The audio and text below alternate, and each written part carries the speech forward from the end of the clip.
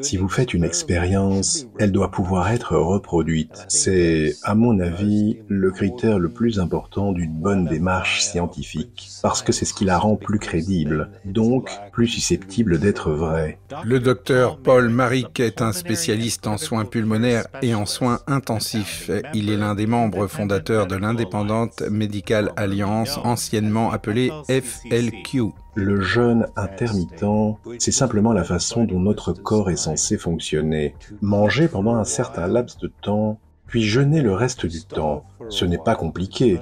Le corps humain n'est pas fait pour grignoter en permanence. Ça perturbe le métabolisme, fait grimper l'insuline et finit par provoquer une résistance à l'insuline. C'est d'ailleurs le deuxième sujet le plus étudié dans la littérature scientifique. Le docteur Marik est médecin spécialiste des soins intensifs et s'est fait connaître pour son protocole révolutionnaire contre la septicémie. Il est aussi l'auteur de l'ouvrage Soins contre le cancer, le rôle des médicaments réutilisés et des interventions métaboliques dans le traitement du cancer. La vitamine D est efficace pour prévenir le cancer, mais elle est également très efficace pour le traiter. Voici American Thought Leaders, je suis Yann Yekelek. Docteur Paul Marik, c'est un plaisir de vous recevoir à nouveau dans American Thought Leaders. Merci Yann, c'est toujours un plaisir. Since we spoke last on camera, I've implemented intermittent fasting in my diet and it's made huge. Depuis notre dernier entretien, j'ai intégré le jeûne intermittent à mon alimentation et ça a vraiment changé les choses. Je sais aussi que le jeûne peut jouer un rôle dans la prévention du cancer. Parlons un peu plus largement du traitement et de la prévention du cancer. So why don't we start there? This is what's been on your mind, cancer treatment in general and cancer prevention. Yeah, so it's a good question. We think obviously cancer's caused. Évidemment, le cancer est très probablement causé par plusieurs facteurs. On ne comprend pas encore tout, mais ce qu'on sait, c'est que l'obésité joue un rôle majeur dans son développement, en particulier à travers la résistance à l'insuline. L'insuline stimule la croissance cellulaire. Et justement, l'un des grands problèmes liés au syndrome métabolique et au diabète, c'est cette fameuse résistance à l'insuline. La façon la plus efficace de la traiter, ainsi que le syndrome métabolique, repose sur deux piliers. D'abord, le jeûne intermittent. C'est comme ça que notre corps est conçu. On mange pendant une certaine période, puis on jeûne. Ce n'est pas compliqué.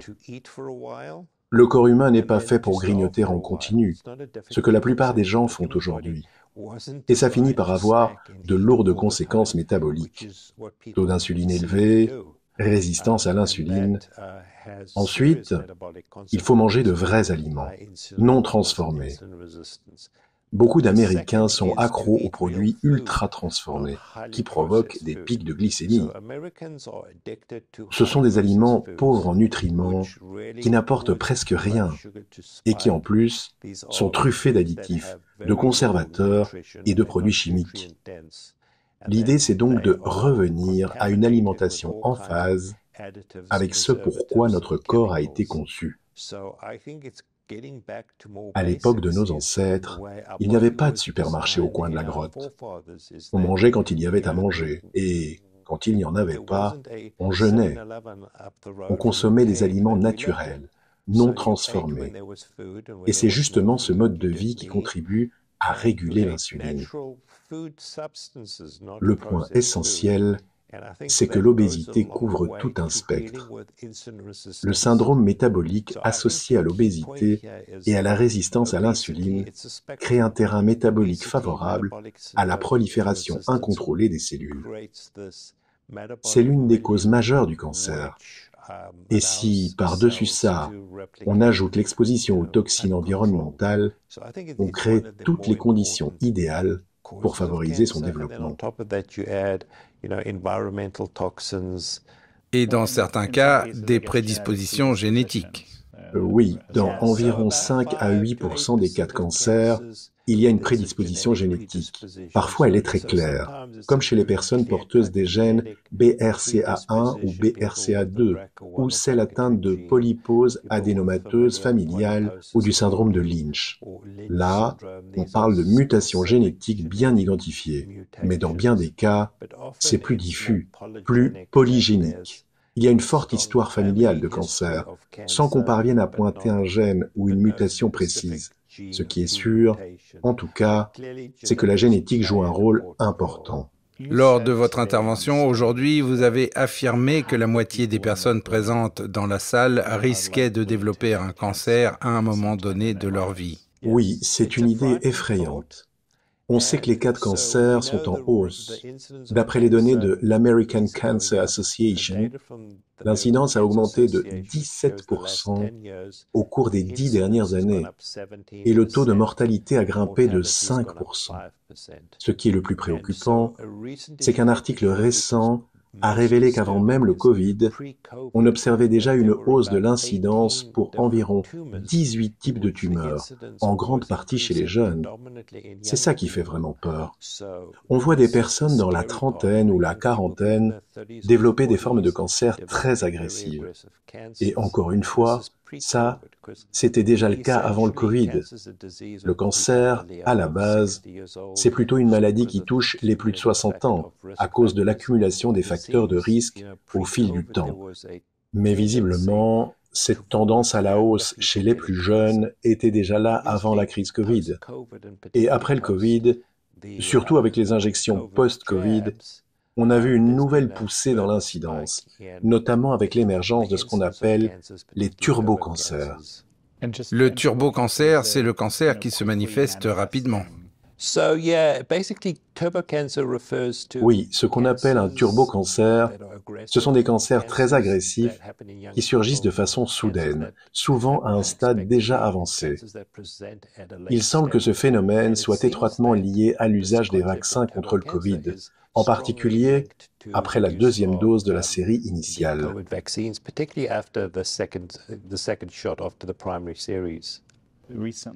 Récemment, dans une interview avec Tucker Carlson, le docteur Sun Seong a parlé de cela, le décrivant comme un virus oncogène en action. Pouvez-vous m'expliquer cela ?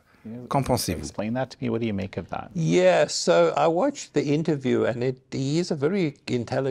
J'ai regardé l'interview et c'est un homme très intelligent.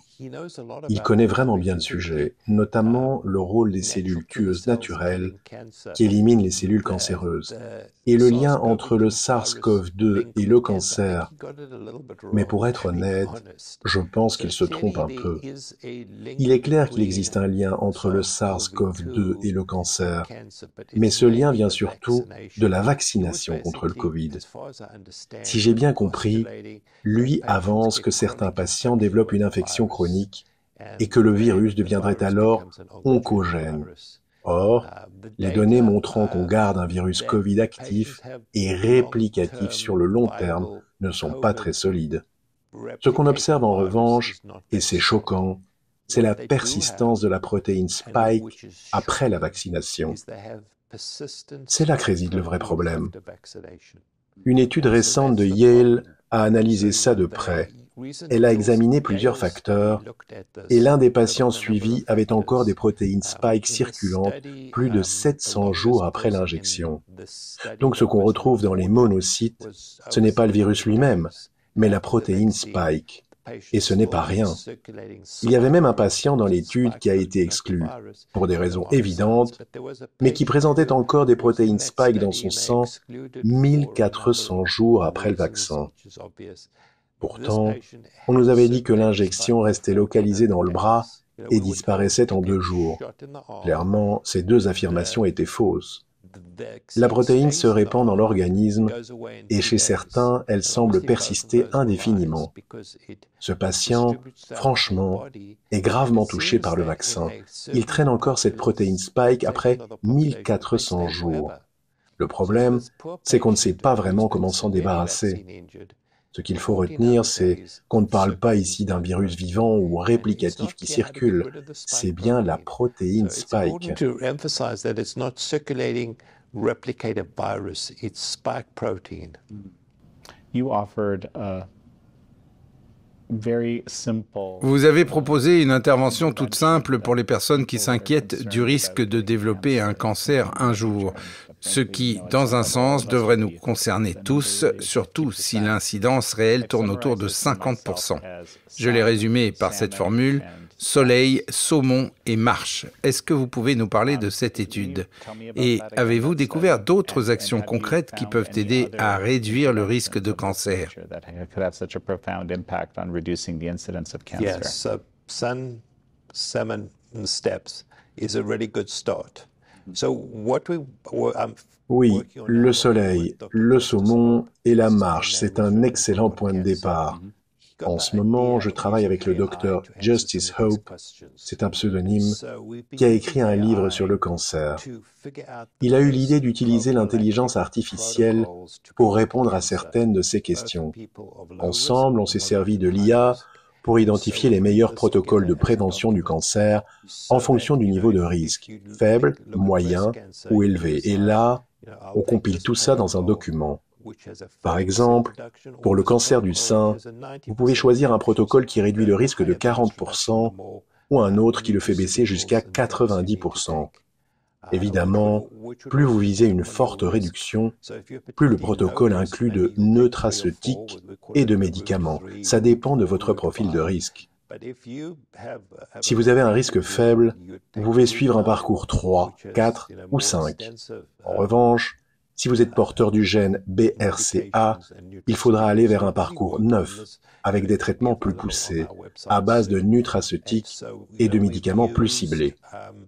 On est en plein travail là-dessus. Et ce document sera bientôt disponible sur notre site. On utilise l'IA pour nous aider à classer les médicaments selon leur efficacité. Elle peut estimer la réduction du risque pour différents types de cancers. De façon assez surprenante, le nutraceutique qui sort en tête, c'est le thé vert, en particulier grâce à l'EGCG, l'épigalocatéchine galate. Il est très efficace, non seulement contre les cellules cancéreuses elles-mêmes, mais aussi sur leur environnement immédiat, le microenvironment tumoral. Ensuite, il y a le curcuma qui agit sur de nombreuses voies biologiques, puis la vitamine D, car une carence en vitamine D est fortement corrélée à un risque accru du cancer. Et enfin, les oméga-3 qui figuraient déjà dans notre étude initiale. Notre protocole de base, le parcours 4, repose sur ces 4 substances, peu coûteuses, sûres et sans effet secondaire. À partir de 60 ans, même si vous êtes en bonne santé, ça vaut la peine d'envisager ce protocole. Il ne supprimera pas totalement le risque de cancer, bien sûr, mais il peut le réduire de façon significative. Et si vous y pensez en termes de coût, c'est une approche extrêmement rentable. Le traitement d'un patient atteint de cancer, entre la chimio classique et les inhibiteurs de point de contrôle, peut coûter des millions de dollars, sans compter les pertes de productivité, les absences au travail, etc. C'est pourquoi on pense que ce genre de stratégie devrait être activement promu par les politiques de santé publique. On devrait vraiment chercher à prévenir le diabète, l'obésité, le cancer. Et ces interventions-là sont simples, accessibles et efficaces.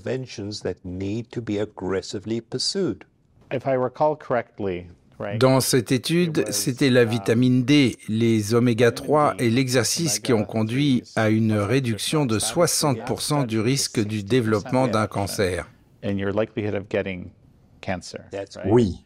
And so now you're saying if you add turmeric and green tea or Mais si vous ajoutez le curcuma et le thé vert, cela pourrait réduire encore davantage. De quel pourcentage? What kind of number are we looking at here? Ce qui est vraiment intéressant, c'est que l'IA permet de tout stratifier, parce que certains cancers, comme celui du pancréas, sont particulièrement agressifs. Grâce à ce protocole, on peut adapter la prévention en fonction du type de cancer. Vous pouvez choisir votre niveau de tolérance au risque et décider combien de médicaments ou de nutraceutiques vous êtes prêt à prendre pour réduire ce risque. Selon le type de tumeur, la réduction peut aller de 40 à 70%. J'étais un peu sceptique au départ sur la capacité de l'IA à faire ça, mais il s'avère que c'est scientifiquement très solide. Franchement, c'est extrêmement difficile d'intégrer toutes ces données sans passer par l'intelligence artificielle.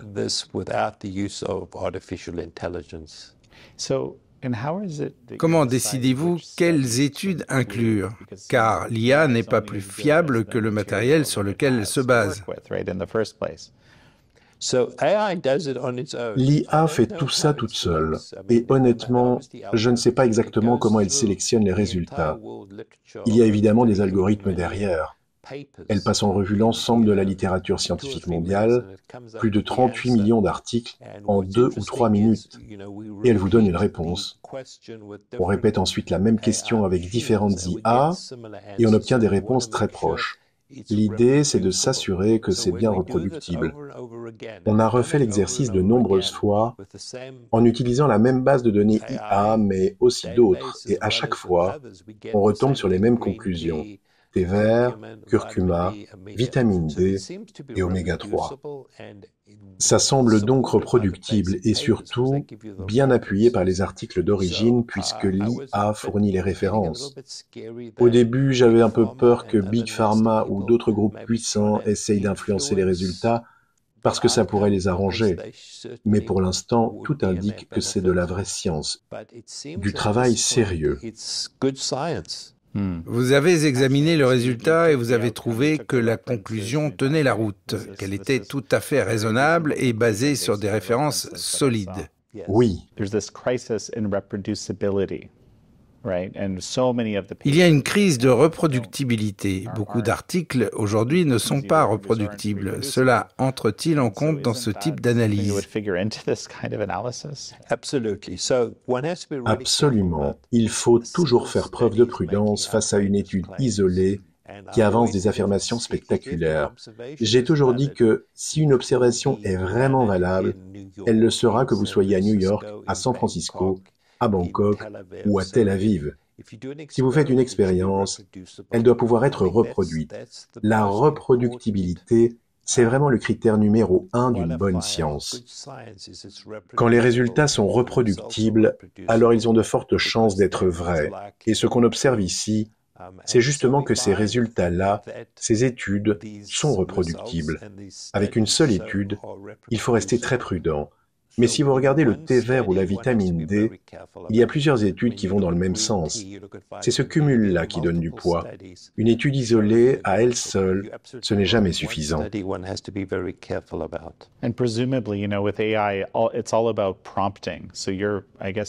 Avec l'IA, tout est question de prompt. Vous partagerez probablement ces prompts lorsque vous publierez les résultats et nous pourrons alors essayer nous-mêmes. Oui, il faut poser la bonne question de la bonne manière avec les bons mots. Ce qui m'a vraiment surpris, c'est la reproductibilité des résultats et ensuite, l'IA vous donne directement les références. Vous pouvez les consulter, les vérifier par vous-même et voir qu'elles sont exactes. Franchement, c'est un outil incroyable. That's amazing. You know, one thing, I got a hint from someone who's sort of an expert prompt designer, because I've been using AI for a bunch of purposes myself. And the one suggestion, and this Un expert en prompt expliquait que ces modèles sont conçus pour vous donner la réponse qu'ils pensent que vous attendez. C'est important d'en avoir conscience. Mais si vous leur demandez explicitement de ne pas mentir, leurs réponses deviennent souvent beaucoup plus précises. Don't lie, someone's life depends on it. They become a lot more strict in how they respond, and it's a fascinating thing that I was kind of shocked when I heard about it, but it works. On peut poser à l'IA des questions vraiment intéressantes. Parfois, elle ne répond pas, ce qui montre qu'il y a une forme de censure. Vous pouvez lui demander « IA, est-ce que tu refuses de me répondre parce que tu me censures ?» Et elle va vous répondre « Oui ». Elle reste, dans l'ensemble, assez honnête dans ses réponses. On a exploré pas mal de sujets, Celui qui ressort comme le moins fiable, c'est tout ce qui touche au SARS-CoV-2. C'est peut-être parce que la littérature scientifique sur le sujet est elle-même très biaisée. Et quand on commence à poser des questions vraiment sensibles ou controversées, l'IA a tendance à esquiver, à ne pas répondre clairement. Que pensez-vous de l'approche BioShield du Dr Sun Xiong pour le cancer? Son approche générale, c'est que pour éliminer un cancer, vous avez besoin de votre système immunitaire, de vos cellules tueuses naturelles et de vos cellules T. C'est un principe absolument fondamental. Il existe un équilibre entre le système immunitaire et la capacité à supprimer une tumeur. Et il a tout à fait raison de dire qu'il faut des cellules T actives, ainsi que des cellules tueuses naturelles, pour éliminer la tumeur. Une tumeur évolue dans un micro-environnement complexe, où l'on retrouve notamment des cellules myéloïdes suppressives, des cellules T régulatrices, des macrophages, bref, plein de types cellulaires. La tumeur n'est pas isolée, elle est entourée.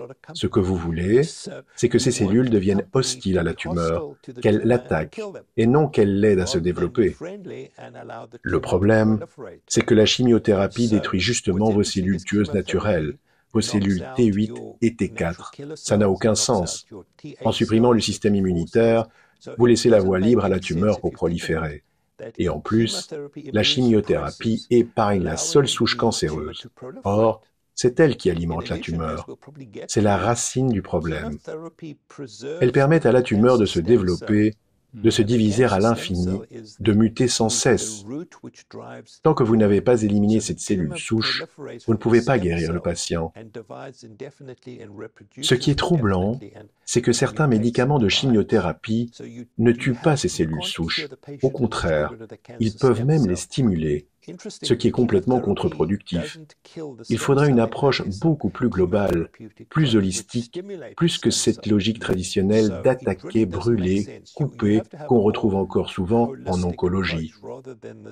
On administre généralement une chimiothérapie à haute dose pour cibler les cellules à division rapide, mais ce faisant, on détruit le système immunitaire et on laisse les cellules souches tumorales repartir de plus belle, tout en affaiblissant profondément le patient. Then it allows the stem cells to grow back and it really weakens the immune system. Cependant, cela fonctionne clairement et c'est une thérapie utilisée par de nombreux médecins. Plusieurs personnes ont guéri du cancer grâce à la chimiothérapie. Oui, ça fonctionne contre le cancer. Mais ça peut prendre 7, 8, parfois 10 ans. Une fois qu'on a un cancer, on n'est jamais vraiment guéri au sens strict. On parle plutôt de rémission ou de maladie non détectable à un instant donné. Le mot guérison est rarement utilisé parce qu'on ne peut jamais en être totalement sûr. Après, tout dépend du type de tumeur. Si elle est composée majoritairement de cellules à division rapide, avec peu de cellules souches cancéreuses, alors vous avez plus de chances d'être vraiment guéri, ou du moins de rester en rémission longtemps avec une chimiothérapie. Dans certains cas, le patient peut sembler en rémission et puis 10 ans plus tard, le cancer revient, simplement parce que les cellules souches cancéreuses n'avaient pas été éliminées. Donc le mot guérison, au fond, reste toujours relatif.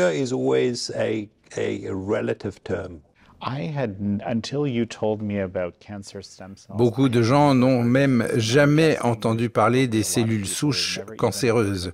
Pouvez-vous nous expliquer ce que c'est? Quel est leur rôle dans la maladie et pourquoi nous en savons si peu à leur sujet? Yeah, so it's a really good question. Most doctors don't know what it is. Oui, la plupart des médecins ne savent même pas ce que c'est, et beaucoup d'oncologues ne sont pas très familiers avec les cellules souches cancéreuses. Moi-même, je n'en avais jamais entendu parler avant de me pencher sérieusement sur le sujet. Pourtant, ces cellules sont absolument centrales. La première chose à comprendre, c'est que le cancer n'est pas une maladie homogène.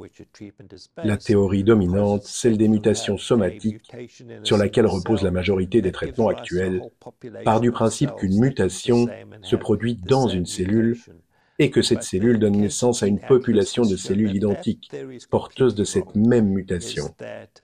Sauf que le cancer Génome Atlas a montré que cette théorie est fausse. En réalité, les cellules cancéreuses sont très hétérogènes, elles forment des groupes très divers, avec des mutations différentes. Et parmi ces groupes, il y a une sous-population bien particulière, les cellules souches cancéreuses. Ce sont des cellules qui, en général, se divisent lentement, mais qui ont la capacité de croître et de se renouveler indéfiniment. Et surtout, elles peuvent changer de caractéristiques. En gros, si vous détruisez les cellules à division rapide, ce qu'on appelle communément le cancer, il vous reste des cellules souches. Et ce sont elles qui vont redémarrer la tumeur. Ce sont les racines du cancer. En biologie moléculaire, ces cellules souches cancéreuses ont des récepteurs spécifiques à leur surface, ce qui permet de les identifier avec des techniques de coloration. Elles se distinguent donc des cellules cancéreuses classiques et elles ont des propriétés un peu différentes. Leur proportion dans une tumeur peut énormément varier. Ça peut aller de 2% à 70 ou 80% de l'ensemble des cellules tumorales. Plus il y a de cellules souches, plus le cancer est résistant. Si le pourcentage est faible, la chimiothérapie a plus de chances de réussir. Mais quand il est élevé, il faut utiliser des traitements capables de cibler ces cellules-là. Le problème, c'est que la chimiothérapie classique ne les détruit pas, et la radiothérapie, c'est encore pire. Elle stimule leur croissance. Ce sont les cellules souches qui propagent la maladie. Et c'est vraiment un point clé. Un cancer, ce n'est pas un bloc uniforme de cellules, c'est un ensemble de sous-populations dont l'une, la plus tenace, est la cellule souche cancéreuse. So it's very interesting because now I'm thinking about how chemotherapy works and so La chimiothérapie peut éliminer le danger immédiat en détruisant les cellules qui se divisent rapidement. Mais pendant ce temps-là, les cellules souches, elles, continuent leur travail en arrière-plan sur le long terme et finissent par ramener le même cancer ou un autre. I don't know, the same cancer, different cancer, I don't know. Yes, exactly. So it may be somewhat genetically different. Oui, exactement. Il peut y avoir des différences génétiques, mais on parle en gros du même type de cellules. Si on laisse les cellules souches tranquilles, elles vont se remettre à proliférer et finir par recréer la tumeur. Il faut aussi comprendre qu'une tumeur palpable, ça représente environ 1 million de cellules. Et pour en arriver là, ça prend du temps. Ce n'est pas quelque chose qui apparaît du jour au lendemain. Il faut souvent 3, 4, parfois 5 ans pour qu'une cellule tumorale finisse par former une tumeur détectable. Bien sûr, le temps de doublement varie selon le type de cancer, mais en général, il faut un grand nombre de divisions cellulaires avant qu'une tumeur devienne palpable ou visible à l'imagerie. Comment éliminer les cellules souches? Il existe plusieurs médicaments réutilisés qui peuvent faire ça. C'est bien documenté dans la littérature scientifique et médicale. Les gens vont croire que c'est de la sorcellerie, mais en réalité, il y a eu énormément de recherches sur les cellules souches cancéreuses. Beaucoup d'articles ont été publiés dans les grandes revues d'oncologie, et parmi les traitements les plus efficaces pour cibler ces cellules souches, il y a un médicament bien connu, l'ivermectine, ce célèbre antiparasitaire pour chevaux. Ivermectin, really? Vraiment, lors de la dernière conférence de l'IMA, une chirurgienne a observé des cas anecdotiques où l'ivermectine semblait aider des patients à se remettre d'un cancer et elle souhaitait approfondir les recherches dans ce domaine. Que savons-nous de l'ivermectine? Ivermectin, tell me how. Tell me how we know this. Yeah. So people think Les gens s'imaginent que l'ivermectine agit contre le cancer parce que c'est un antiparasitaire et que le cancer serait une sorte de parasite, mais ce n'est pas du tout comme ça qu'elle fonctionne. En réalité, elle agit sur différentes voies biochimiques. L'ivermectine tue les parasites en ciblant certains circuits de transmission neuronale chez eux. Mais chez l'humain, elle agit sur un tout autre ensemble de voies biologiques. Elle agit notamment sur des voies appelées WNT NOTCH et IKB. Et de façon assez étonnante, l'ivermectine influence une grande variété de mécanismes biologiques totalement différents de ceux qu'elle cible chez les parasites. C'est ce qui lui permet d'interférer avec la prolifération des cellules cancéreuses. Elle semble particulièrement efficace contre les cellules souches cancéreuses, car ces cellules activent des voies dites primitives qui remontent au développement embryonnaire. Et justement, les voies WNT, NOTCH et Hedgehog sont parmi celles qui sont les plus ciblées dans ces cas-là. Ces voies sont ciblées par l'ivermectine. Cela figure-t-il déjà dans la littérature scientifique? Absolument. Depuis combien de temps? Il y a une vraie réticence dans le monde de l'oncologie à accepter ça.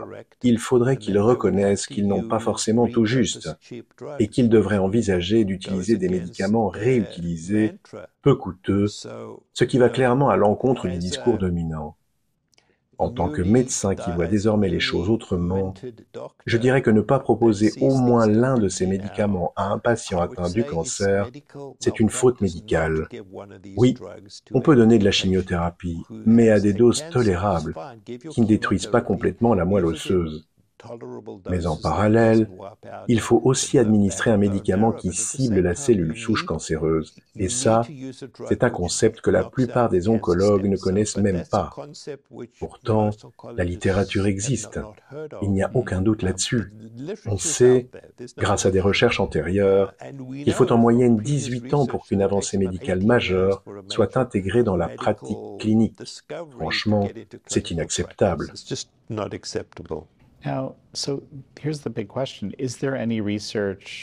Existe-t-il des recherches montrant qu'il n'y a aucun effet négatif à utiliser l'ivermectine en parallèle de la chimiothérapie? La plupart des données montrent que ces médicaments agissent de façon synergique ou au moins additive. Il n'y a pas vraiment d'inconvénient.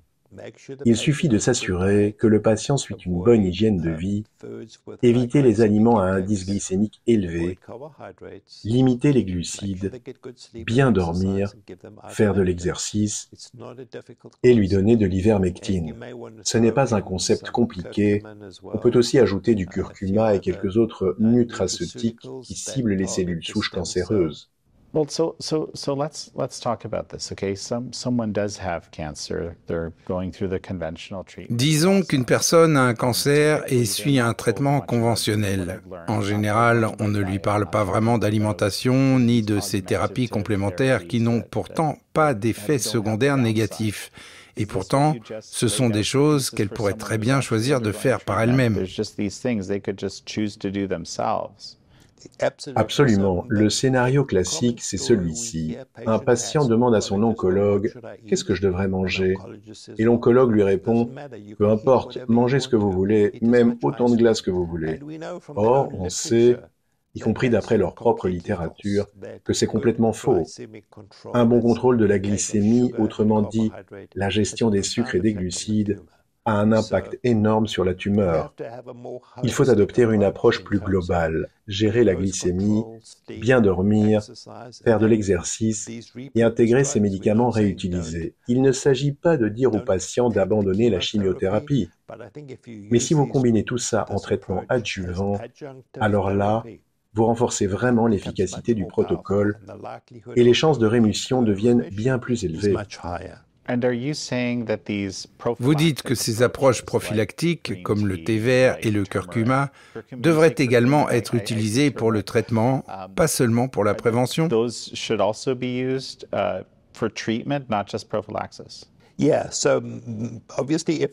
Oui, évidemment, si un nutraceutique ou un médicament permet de prévenir le cancer, il y a de fortes chances que, vu les voies biochimiques qu'il cible, il soit aussi efficace contre une tumeur déjà installée. La vitamine D, par exemple, est bien connue pour son effet préventif, mais elle est aussi très utile en traitement. C'est pareil pour le thé vert, le curcuma, les oméga 3, la berbérine ou encore le sulforaphane. Récemment, on a essayé de les classer selon leur efficacité. En laboratoire ou in vitro, il existe environ 300 substances médicaments ou nutraceutiques, qui montrent une activité anti-cancer. Mais évidemment, on ne peut pas tous les prendre. Il faut donc faire des choix et prioriser ceux qui sont les plus puissants.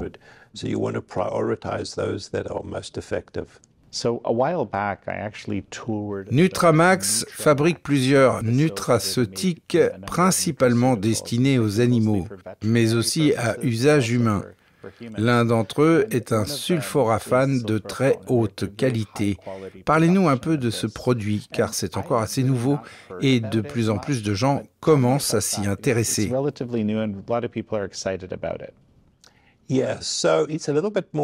Le sulforaphane, c'est un peu plus complexe que d'autres nutraceutiques. Si vous prenez du curcuma ou du thé vert, vous consommez directement l'extrait actif. Mais avec le sulforaphane, c'est différent. Il y a un composé précurseur qui doit être activé pour que le sulforaphane se forme. Cette activation se fait au moment où vous consommez le brocoli. Mais si le brocoli est mal préparé ou mal transformé, vous n'obtenez pas le principe actif. Et si vous le faites cuire à haute température, l'enzyme nécessaire à l'activation est détruite, donc le composé ne s'active pas. Bref, c'est un peu plus technique, mais aujourd'hui, il existe des gélules contenant du sulforaphane déjà activé, ce qui simplifie beaucoup les choses. On sait que c'est un excellent antioxydant. Oui, la plupart de ces substances sont des antioxydants. Elles agissent sur le cycle cellulaire, favorisent l'apoptose, c'est-à-dire la mort programmée des cellules, et ciblent plusieurs voies biologiques en même temps. Ce sont des produits naturels. La nature regorge de ces composés. Ce n'est pas quelque chose inventé en laboratoire. Avec l'évolution, les plantes ont développé ces substances pour se protéger et protéger d'autres plantes contre les dommages oxydatifs. Le sulforaphane, par exemple, est un composé végétal qu'on retrouve surtout dans le brocoli ou le broccolini. Vous nous avez donné les meilleurs nutraceutiques, aliments et composés pour la prévention du cancer. Qu'en est-il des traitements contre le cancer basés sur vos travaux avec l'IA? Oui, on a demandé à l'IA de classer ces substances selon leur efficacité globale contre les tumeurs, mais aussi en fonction de leur capacité à cibler les cellules souches cancéreuses. Numéro 1, l'ivermectine. Numéro 2, le mébendazole. Numéro 3, le fenbendazole. Numéro 4, le curcuma. Ce classement revient de façon constante, il est reproductible. Et ça s'explique surtout par l'effet de ces composés sur les cellules souches. Ils ne se contentent pas de tuer les cellules cancéreuses classiques, ils ciblent aussi les cellules souches. Le curcuma, c'est une épice bien connue qu'on utilise souvent en cuisine. Mais ce que la plupart des gens ignorent, c'est qu'il a un effet très puissant sur le cancer. Ce sont des plantes médicinales anciennes, originaires d'Europe de l'Est, de Chine et d'Inde. Les gens les ont découvertes pour leurs propriétés thérapeutiques, bien avant de savoir exactement ce qu'elles contenaient. Ils n'étaient pas en mesure d'isoler les principes actifs, mais ces plantes sont utilisées depuis des centaines d'années. Il y a quelque temps, on vous a retiré certaines de vos certifications médicales. Pouvez-vous nous expliquer ce qu'il s'est passé? La médecine dans ce pays, c'est une organisation privée, extrêmement punitive et très centrée sur les intérêts financiers. Et elle détient le monopole de la certification des médecins. Le docteur Corey, le docteur Sibley et moi avons perdu nos certifications après avoir été accusés d'être des désinformateurs. On nous reprochait de diffuser de la désinformation jugée nuisible à la fois pour les médecins et pour les patients. Avec le temps, on sera réhabilité, parce que ce qu'on disait était vrai. Mais pour l'American Board of Internal Medicine, aujourd'hui, nous sommes considérés comme des désinformateurs de premier plan. On nous accuse de promouvoir de la désinformation, et pour ça, on estime qu'on doit être visé.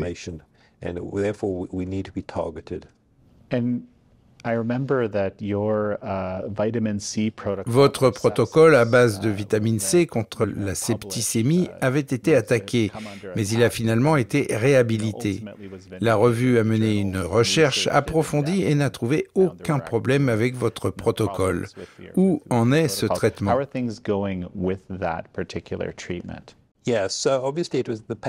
L'article a été publié 5 ans plus tard, mystérieusement, en pleine période Covid, et j'ai été accusé d'avoir falsifié les données. Ils, qui que soient ces ils, ont voulu contacter la revue et l'école de médecine pour faire retirer l'article. J'ai donc renvoyé l'article et toutes les données à la revue. Ils ont passé 1 an à tout examiner et au final, ils ont conclu que l'article était valide. On avait fait 2 petites erreurs qu'on a reconnues. Elles étaient mineures, donc on s'en est sorti. Mais une fois que quelqu'un vous accuse publiquement, cette étiquette vous colle à la peau.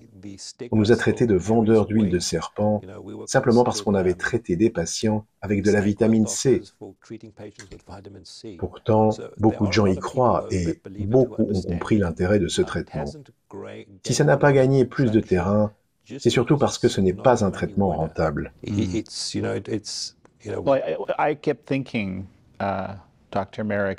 Ce serait parfaitement logique dans des endroits où les ressources médicales sont limitées. Dans ces régions, la septicémie est un problème encore plus grave que dans les hôpitaux américains.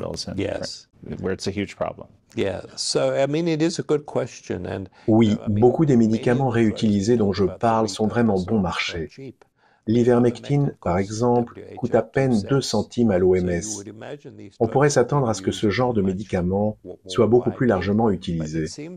Mais ce n'est visiblement pas le cas. On a l'impression que ces agences de régulation sont de connivence avec Big Pharma pour orienter les politiques. Que ce soit à l'échelle nationale ou mondiale, on fait face à un vrai problème global de censure ou de suppression de données. Comment avez-vous eu l'idée d'utiliser de la vitamine C à haute dose pour traiter la septicémie? Comment cela fonctionne-t-il?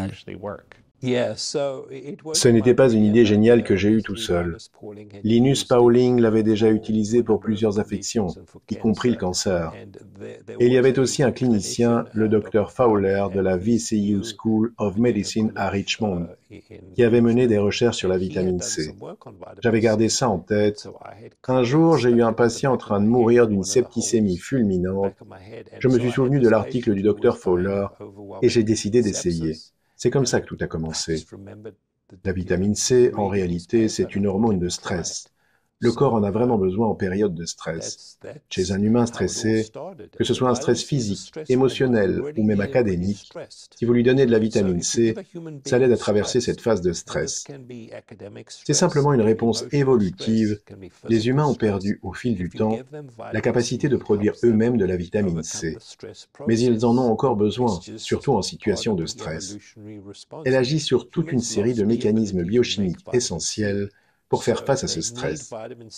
Et c'est d'ailleurs quelque chose que les humains partagent avec les cochons d'Inde. Eux non plus ne peuvent pas fabriquer leur propre vitamine C, pour une raison qu'on ne comprend pas encore tout à fait. L'enseignement vous manque-t-il?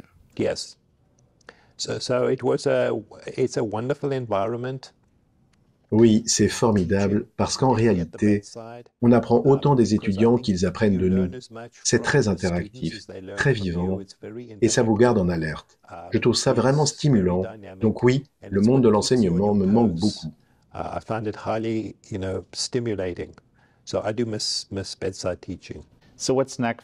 Quels sont vos projets à venir?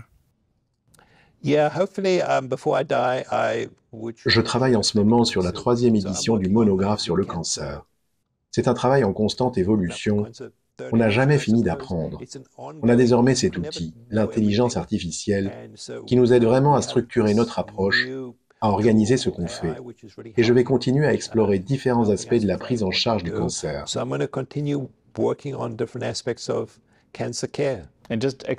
Parlez-nous de la 3e édition du monographe sur le cancer. On a publié une 2e édition qui a été interdite par Amazon. apparemment parce qu'elle était perçue comme une menace pour Big Pharma. Elle a fini par être de nouveau autorisée. Et maintenant, on prépare une 3e édition dans laquelle je vais intégrer une grande partie des travaux que je mène en ce moment. Well, it's, and I might add, in our discussions, I realized that it's actually a bestseller by any measure. There's a lot of interest. C'est un best-seller à tout point de vue. C'est un recueil de ce qui fonctionne réellement, pas seulement de ce que les gens pensent qui pourrait fonctionner. C'est bien votre critère, n'est-ce pas? Not just what people think might work, but it's what people have shown does work rigorously. I mean, that's your criteria, right? Yes. Yes. And so I'll continue on this path. Oui, je vais continuer dans cette voie. C'est un processus évolutif parce que le savoir évolue lui aussi. Peut-être que les gens commencent enfin à prêter attention à l'idée que certains médicaments réutilisés pourraient jouer un rôle important dans le traitement du cancer et d'autres maladies aussi. C'est un domaine très dynamique parce que la science, ce n'est jamais figé, ce n'est jamais définitif, elle évolue en permanence. Est-ce qu'il y a des études en cours auxquelles vous participez ou d'autres que vous prévoyez sur ce sujet? Je mène une étude avec le docteur Corey dans son cabinet. C'est une étude observationnelle qui porte sur l'utilisation de médicaments réutilisés chez des patients atteints du cancer. Ce n'est pas un essai clinique, mais ça va nous donner des données intéressantes pour analyser certaines tendances.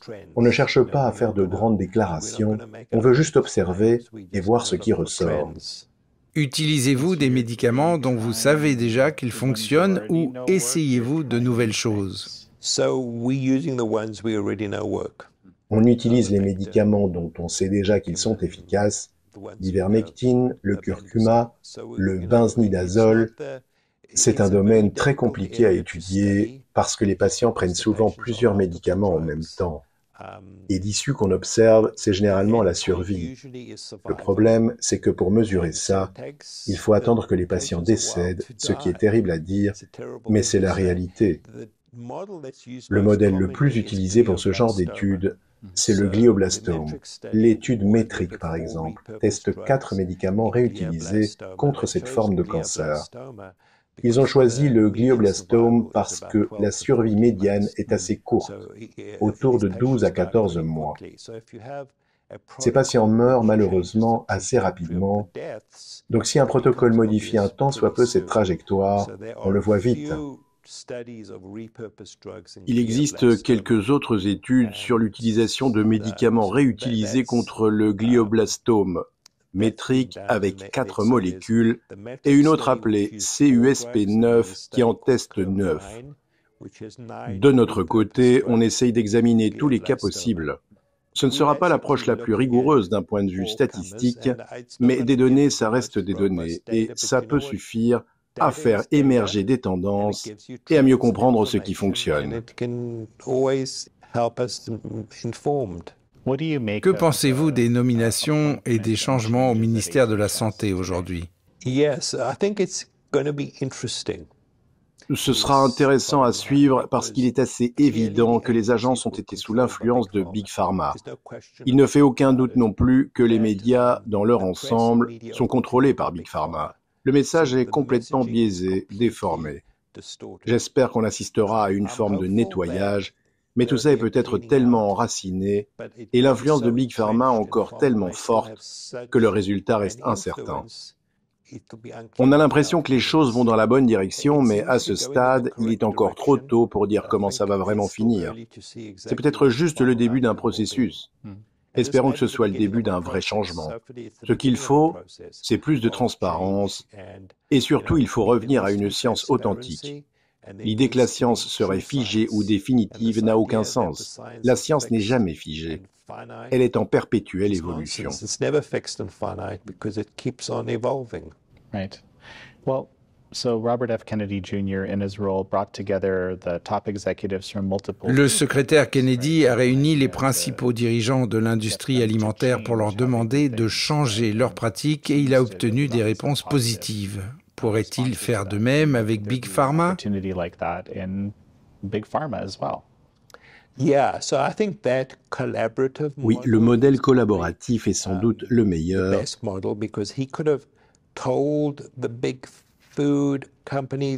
Il aurait pu dire aux grandes entreprises agroalimentaires, voilà ce que vous devez faire, point final, ou bien choisir de travailler avec elles de manière plus collaborative pour régler le problème des additifs chimiques et des colorants dans les aliments.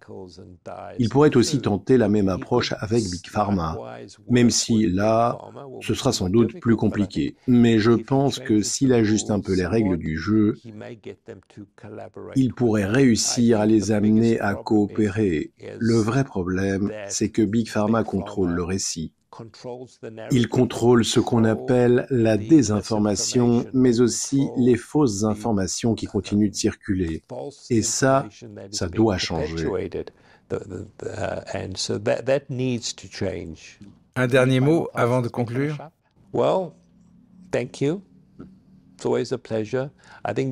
Ce sont des temps intéressants, on est clairement à un carrefour, et j'espère vraiment qu'on prendra la bonne direction.